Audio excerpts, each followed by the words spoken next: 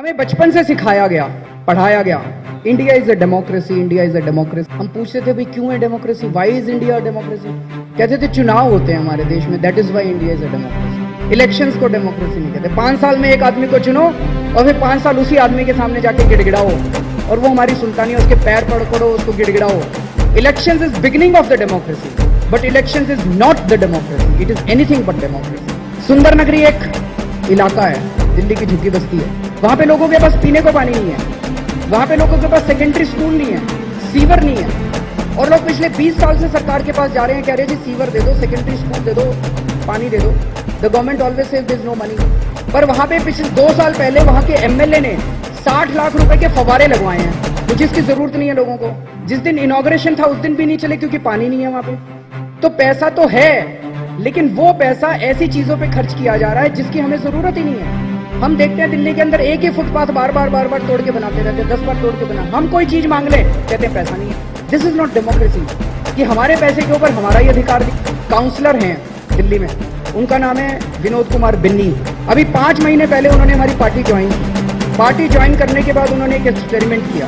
There are रफली 10,000 families in a municipal ward. तो उन्होंने सारी फैमिलीज को एक नोटिस भेजा कि मैं वही काम करूंगा जो मुझे जनता कहेगी, जनता की मर्जी के बिना मैं कोई काम नहीं करूंगा। So I am holding a meeting on this Sunday at 11 o'clock at such and such place. Please come and tell me how should I serve you. So roughly 400 people turned up. उसमें उसने सबसे पहला announcement ये किया कि मेरे पास 50 लाख रुपए का काउंसलर डेवलपमेंट फंड आया है।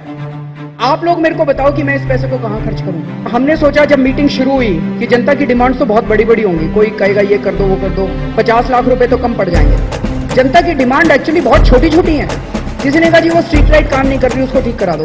किसी ने कहा जी वो पॉटहोल हो गया सड़क के ऊपर, उसको ठीक करा दो। सारे लोगों की डिमांड मिला के 5,20,000 में पूरी हो गई। वो अपने साथ सारे इंजीनियर्स लेके आया था। उसने वहीं पे फाइल पे साइन कर दिया कि ये जो जनता मांग रही है 5,20,000 के projects, these are sanction and you start the projects. फिर उसने कहा कि हमारे एरिया के अंदर ये 6 गलियां बनी है, ये 6 स्ट्रीट्स बनी है, ये रोड्स बनी है, आप लोग बताओ कि ये ठीक बनी है कि नहीं बनी।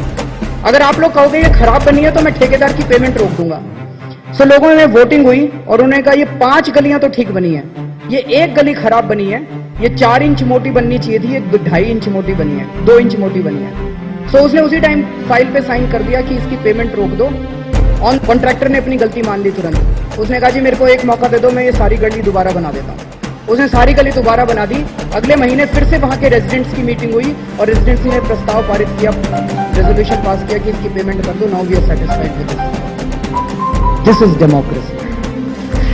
2 इलेक्शंस के बीच में 5 साल के अंदर आप डिसीजन लेंगे और आपका काउंसलर उस डिसीजन को इंप्लीमेंट करेगा, जूनियर इंजीनियर उस डिसीजन को इंप्लीमेंट करेगा। That is